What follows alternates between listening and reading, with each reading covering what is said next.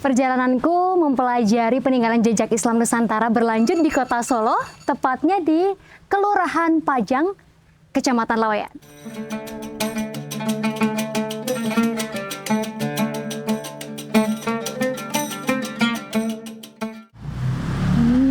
Jadi Tribuners, Masjid Laweyan ini selain menggunakan nama daerah, dia juga punya nama lain nih. Bukan hanya Masjid Laweyan, tapi Masjid Ki Ageng Henis. Nah, Ki Ageng Henis itu sendiri merupakan kakek dari Susuhunan Pakubuwono II yang diketahui juga merupakan pemilik dari Masjid Laweyan ini sendiri.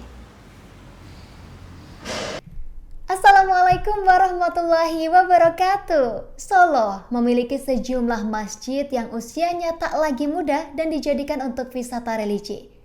Masjid-masjid ini bahkan telah ada sejak zaman kerajaan, tetapi arsitektur dan kekhasannya masih dipertahankan hingga sekarang. Beberapa masjid dengan arsitektur unik merupakan hasil alkulturasi dari dua budaya yang berbeda. Bersama Justin, kita kulik satu masjid tertua di Solo yang sejarah, lokasi, dan daya tariknya perlu kita ketahui di sini, di Ngabuburit Asyik. Jika Tribuners masuk ke dalam Masjid Laweyan, akan menjumpai 3 lorong sebelum sampai ke bangunan utama masjid. 3 lorong pintu ini mengandung makna filosofi yang mendalam Tribuners, yaitu 3 tahapan keimanan seseorang, yakni iman, Islam, dan ihsan. Dan masjid ini memiliki pintu yang berjumlah 5 yang mencerminkan 5 rukun Islam. Adanya makam Kyai Ageng Henis dan beberapa kerabat dari Keraton Solo menjadi rujukan bagi banyak peziarah yang ingin berwisata religi di lingkungan makam yang masih satu kompleks. Aktivitas berziarah ini dibuka secara umum Tribuners tanpa ada batasan waktu loh. Tidak seperti masjid lain yang mempunyai nama berbau Islam. Masjid yang berada tepat di depan sungai ini mempunyai nama sesuai dengan nama daerah didirikannya, yaitu Laweyan, termasuk daerah yang cukup penting. Selain lokasinya yang cukup dekat dengan ibu kota kerajaan Pajang hanya sekitar 3 km. Banyak faktor yang menjadikan Masjid Laweyan mengandung nilai historis. Masjid yang telah berusia lebih dari 4 abad ini merupakan masjid pertama di kota Solo loh. Keberadaan Masjid Laweyan bermula dari hijrahnya Kyai Ageng Henis, tapi menurut sebagian buku termasuk di makam tertulis Ngenis bukan Henis. Hijrahnya dari Selo ke Pajang. Menurut Babat Tanah Jawi, ia mulai bermukim di Laweyan pada tahun 1540. Sedangkan pendirian masjid berlangsung selang beberapa tahun setelah kedatangannya itu. Sebagai penganut Islam, Kyai Ageng Henis turut berperan dalam mengembangkan Islam. Dan untuk melancarkan misinya, ia mendirikan masjid yang juga berfungsi sebagai markas kegiatannya. Di Masjid Laweyan inilah diadakan sejenis pengajian-pengajian, salat Jumat, dan kegiatan dakwahnya. Konon, di sekitar masjid tersebut pada mulanya hidup seorang pendeta Hindu yang mempunyai murid cukup banyak. Kyai Ageng Arm menjalin persahabatan yang akrab dengannya. Sebelum mendirikan masjid, ia sering berkunjung bahkan melakukan salat di tempat pendeta Hindu tersebut. Dan bermula dari persahabatan ini, akhirnya pendeta tadi beserta murid-muridnya masuk Islam, Kyai Ageng Beluk. Begitulah nama bekas pendeta Hindu yang akhirnya menjadi seorang Muslim berkat dakwah Kyai Ageng Henis. Kyai Ageng Henis sendiri sebenarnya termasuk tokoh yang cukup penting. Putranya yang bernama Ki Ageng Pemanahan merupakan pendiri dinasti Mataram, tetapi entah karena alasan apa, sejarah ayahnya ini kurang terungkap. Masjid yang didirikan Kyai Ageng Henis sampai saat ini masih dapat disaksikan. Berdiri kokoh di depan makamnya di daerah Laweyan. Ya, patut disayangkan karena telah mengalami beberapa kali perbaikan, bentuk asli Masjid Laweyan tidak dikenali lagi. Secara umum, bentuk yang ada saat ini tampak biasa-biasa saja, beratap tumpang atau tingkat, mempunyai serambi dan ciri-ciri lain sebagaimana masjid lazimnya. Karena letak bangunan masjid yang berada di sekitar 2 meter dari atas tanah, membuat masjid ini tampak kian berwibawa. Karena tahun pendirian yang relatif dekat dengan pendirian Masjid Agung Demak, lokasi yang dekat dengan kerajaan, dan tahun pendirian pada masa kerajaan Pajang, menjadikan masjid ini sangat penting dari segi historis. Berdasarkan sejarah itu, dulu ini adalah Masjid Laweyan ini adalah pura, yang mana dulu adalah kepemilikannya adalah miliknya Ki Ageng Beluk, terus bersahabat dengan namanya Ki Ageng Henis.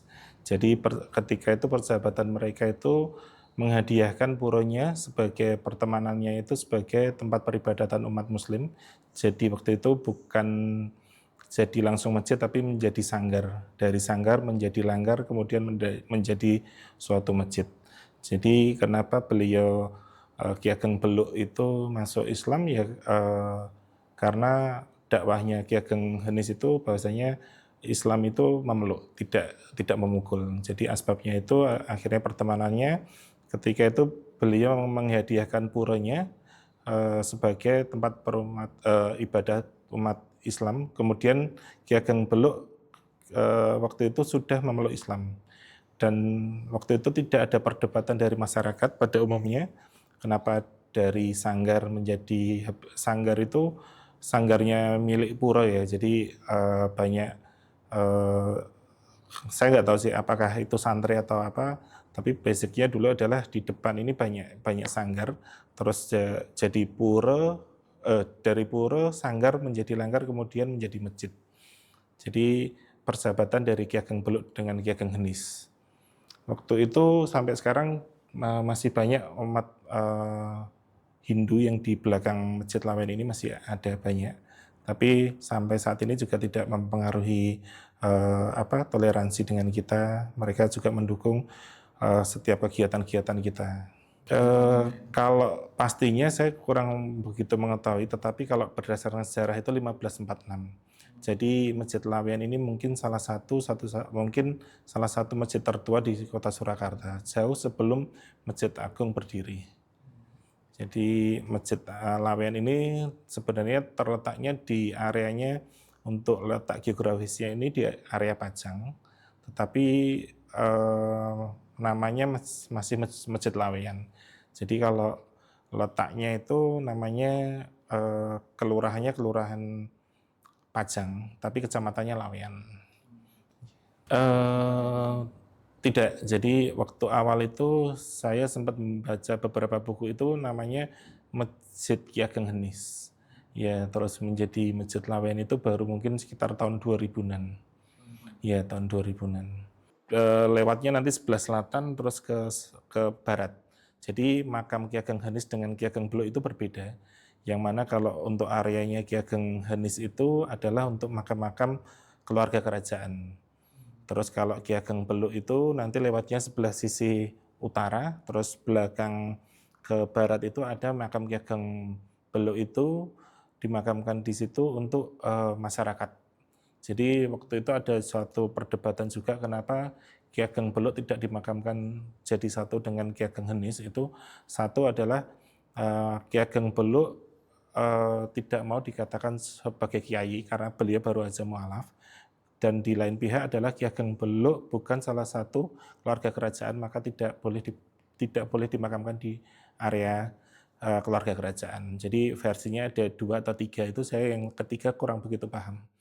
Ya, jadi ada pembatas antara makam Ki Ageng Beluk dengan makam masyarakat dengan makam keluarga kerajaan, sudah berbeda.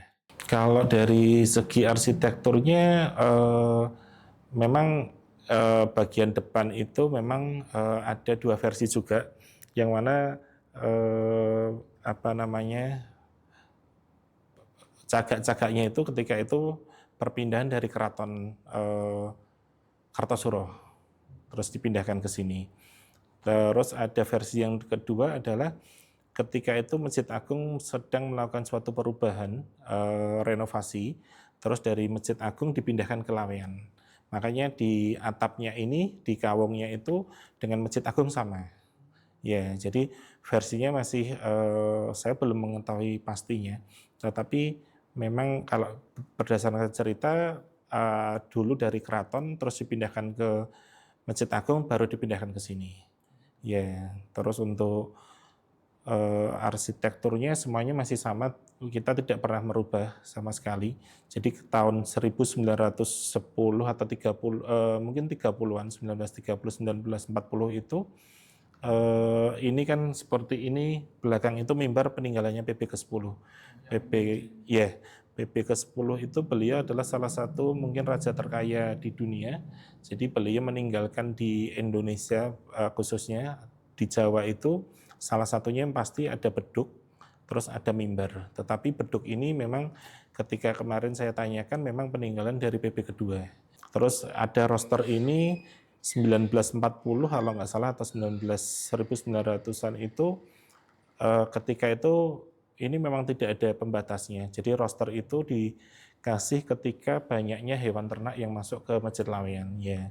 Jadi roster itu dipasang karena waktu itu ada salah satu yang beliau menyampaikan, kemarin saya tabayunkan dengan beliau. Beliau menyampaikan bahwasanya pemasangan itu karena banyaknya satu hewan ternak, waktu itu ada kambing atau domba sama ayam itu selalu masuk ke daerah serambinya masjid sehingga mengotori. Terus akhirnya ditutup. Terus tahun 1997 dan itu Laweyan melakukan perubahan di bagian tempat perwuduan. Perwuduan itu dulunya dari kayak di kalau nggak salah pakai bak seperti itu, yang pakai gayung itu, terus dipakai keran, ganti keran itu 97 kalau nggak salah. 97 baru diganti dengan yang baru pakai keran. Beduk itu dari PB kedua. Jadi ya lebih tua. Jadi itu peninggalan dari salah satu konglomerat waktu itu zamannya PB kedua itu. Kemarin saya mendapatkan informasi, mohon maaf kalau keliru. Jadi ketika PB kedua zamannya PB kedua ada salah satu pengusaha yang menghibahkan beduknya. Karena beduk yang saat ini seperti itu dengan besar seperti itu tuh sudah hampir pasti nggak mungkin dengan besarnya. Iya, diameternya seperti itu sudah hampir pasti nggak ada. Terus zaman ketika PB keempat itu ada namanya paku atau pantek-panteknya itu diambil sehingga dijadikan salah satu keris di kerajaan namanya kalau nggak salah keris Brojoguno kalau nggak salah. Ya, beliau itu sempat menyampaikan jadi dari pantek-panteknya itu dijadikan keris Brojoguno. Iya, jadi memang kalau pura itu salah satunya memang bangunannya pasti ada trap naik ya. Jadi itu salah satu memang bangunan yang memang tidak pernah kita rubah sama sekali. Itu salah satu ciri dan dia rata-rata dekat dengan perairan. Ya, perairan itu kalau dulu di umat Hindu itu satu untuk memang untuk mencari makanya kalau umat Hindu dulu pasti ada sanggarnya, itu memang untuk murid-muridnya pasti untuk mencari sumber air terdekat ya lewat kali itu.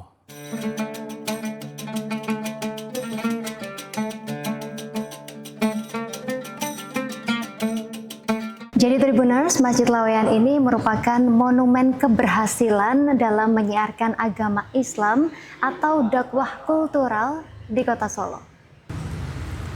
Sekian Tribuners perjalanan kita di Jejak Islam Nusantara edisi Masjid Laweyan Kota Solo. Semoga perjalanan kita hari ini bisa menambah referensi kalian untuk berwisata religi di Kota Surakarta, khususnya di Masjid Laweyan ini.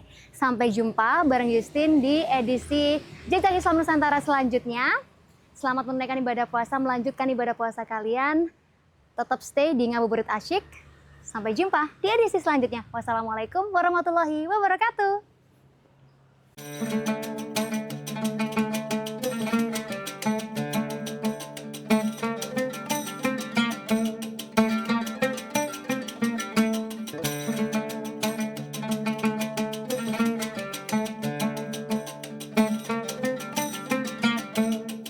Download Tribun X sekarang, menghadirkan lokal menjadi Indonesia.